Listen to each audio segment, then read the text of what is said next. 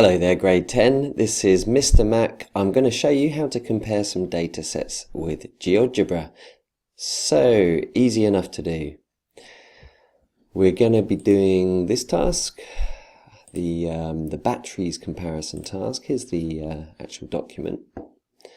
So, you can link to this from ManageBack, and you can navigate the document using the Google Outline tool, which is pretty cool. So let's go to the data, and I'll show you how to get to the data. Just click this link and you'll have access to view the data for this task. It's going to take a while to load. Alright, so there we are. There's a Google Sheet with all the data in, and there's 54 bits of data in each data set. Now I'm just going to copy it. Actually, I've already copied it across, but all I did was just highlighted, just using my mouse, I just highlighted the data. Computer's working a bit slowly, but I just highlighted the data, pressed Control-C, Control-V, and I pasted it across into Geogebra. Now, you can actually compare two data sets at the same time, but I'll just show you how to do a one variable analysis first. Simple as that. Okay, when I started Geogebra, by the way, I went to geogebra.org, start Geogebra, and I chose spreadsheet. Okay, it gives you the choice what kind of file you want to open, and I go for spreadsheet. Okay, you can easily adapt the Geogebra window just by doing, if I click here and then I click on the menu, you can do, where is it? Anyway, from here you can change the view. There it is, perspectives. Okay, so you can change the perspective from in here. Anyway, we're in a spreadsheet and we've got highlighted all of our data. Let's just check it's all highlighted. Yeah. And we're going to do, I need to be back in here. There we are. So if you click in here, the tools in this row here will change. If I click here, we get a different set of tools. So we're in the spreadsheet, highlight the column of data, and we're going to do click one variable analysis.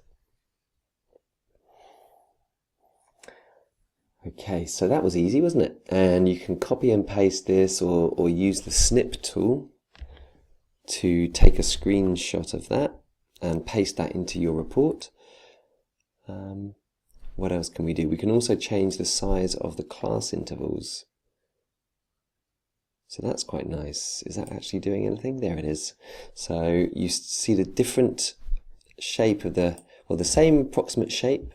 It's kind of a positively skewed distribution, isn't it? But it's great how you can just change the class intervals. Imagine how long that would take to do by hand. We can also choose any of these diagrams.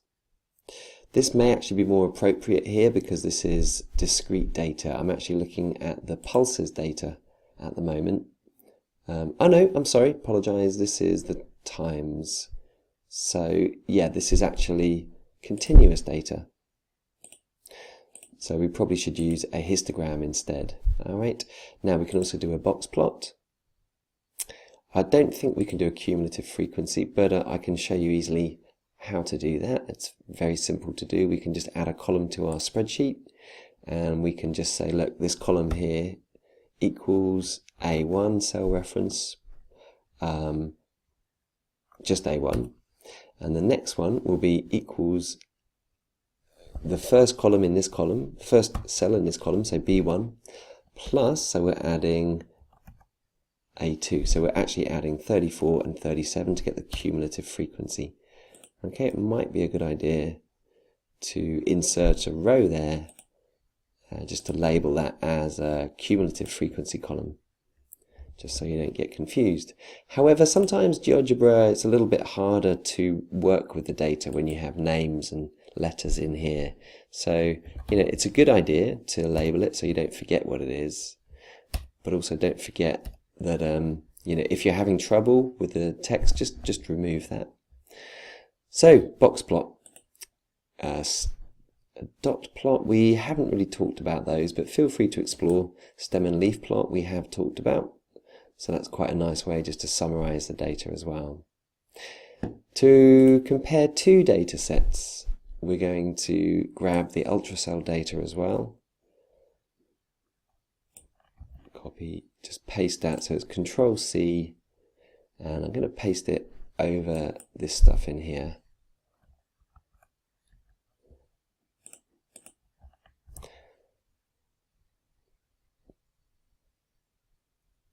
Now I'm wishing I didn't have a little gap there, but never mind. Click, drag, copy, Control C and Control V to paste. It's gonna, now it may work okay. Let's do this. Let's just highlight those columns. So we have the two different sets of data now. Hold on, I've made a mistake here, haven't I? These are very different data sets. Okay. All right, I'll have to edit this. Okay, I'm back with you. I had switched spreadsheets. So I had the pulses page open on one spreadsheet, and I had the times page open on another spreadsheet. And what had happened was I'd kind of switched just to show you the link. Anyway, not very interesting. So we highlight the columns and we click here and we go multiple variable analysis. Okay, fantastic. So we ought to be seeing two box plots. Very simple for you now just to copy and cross those away. Can we edit those names? Not sure if you can edit the names there. Yeah, you can. You can just go in here and you could write Energizer there. Okay, just to format it a bit nicer. It's also got the position. Okay, not quite sure what happened there. I didn't really pick that up, but play around with that. It may just be that I've got a dodgy internet connection. Text Energizer. Okay, well maybe we'll just have to label it in Google Drive. Don't forget, if you are snipping that, you must take the scale as well. Otherwise it doesn't mean anything. Only stack box plots. Is that the only option we get? Hold on a second. Now, we had a bit of problems renaming these, but I've just noticed this. If you click this, you can copy to graphics view, and then hopefully we can just paste it straight in to your report. Let's see how that goes. Alright, so when you click here, it comes in your downloads. It appears down here in your downloads. And then we can just, it's probably quicker to use the snipping tool, to be honest. Okay, yeah, it's definitely going to be quicker for me just to use the snipping tool there and paste it in. Okay, so there we go. New snip, make sure you include the axis, go over to your project, and this was my response, and I definitely wanted to put a box plot in here. So there we go. Now obviously I have to describe, because I didn't manage to label it, I'd have to describe this is the Energizer, this is the ultracell. But you can see pretty clearly there, can't you, which is best. And it was pretty easy to do. So that leaves you free to just do some talking and writing. Alright guys, hope that was helpful. Let me know how I can help you more in the comments section. Bye bye.